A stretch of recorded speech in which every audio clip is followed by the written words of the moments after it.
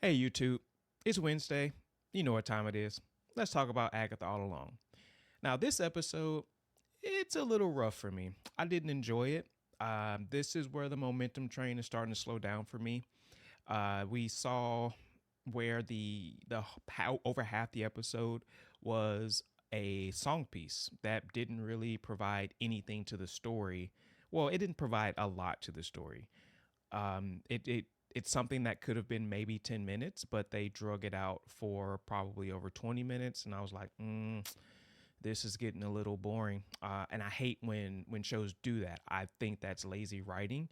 It's like they couldn't figure out a trial for Alice. So they said, hey, let's just have Alice's trial be her singing her mom's version of the Witch's Road ballad.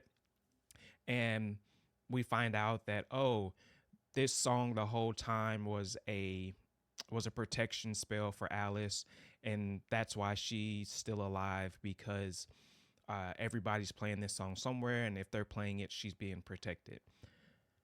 Okay, that's all fine and dandy, but did you have to drag it out for 15, 20 minutes of the episode? Like I said, I did not enjoy this episode.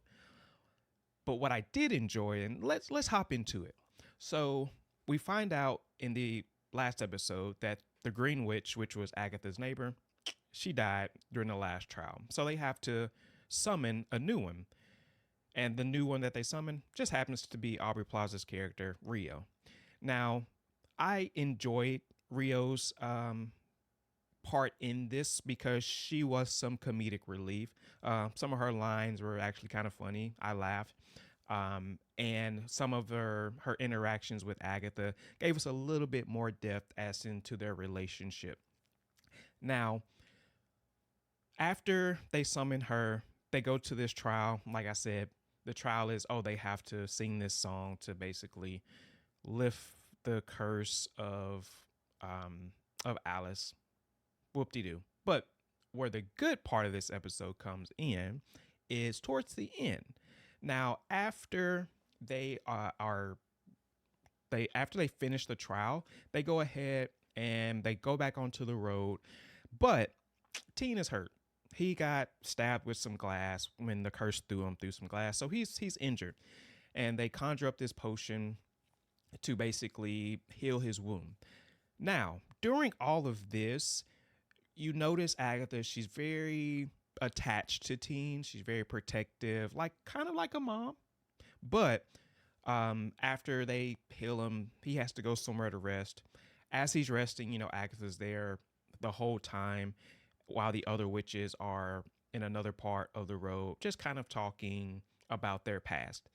Now, when Teen actually wakes up, they have an interesting conversation. Teen asks Agatha, "So did you put the sigil on me?" She says, "No, I didn't." But then she does says, "I don't know if I did because it affects the witch that puts this, like the sigil affects the witch who cast it pretty much."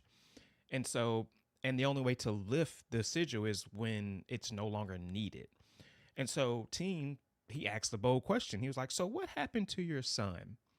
And just like that, Agatha's like, well, you need to heal so we can go ahead and continue on our journey. So all that motherly instinct that she had for him, something's still going on about her past. She thinks probably that this is her son. Now, they're joined back at the with the other witches, and the witches are talking about, oh, their kind of battle wounds, their battle scars. And Rio says, "Oh, I have a scar, and it's about a woman that she loved, and she had to do something to her that she didn't want to do, but it was her job. And her scar is that person." And it's alluded that it's Agatha.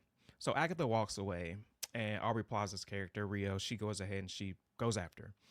And so they meet up on a different part of the road, and they're talking, and they're having this kind of intimate moment, and they're about to move in for the kiss.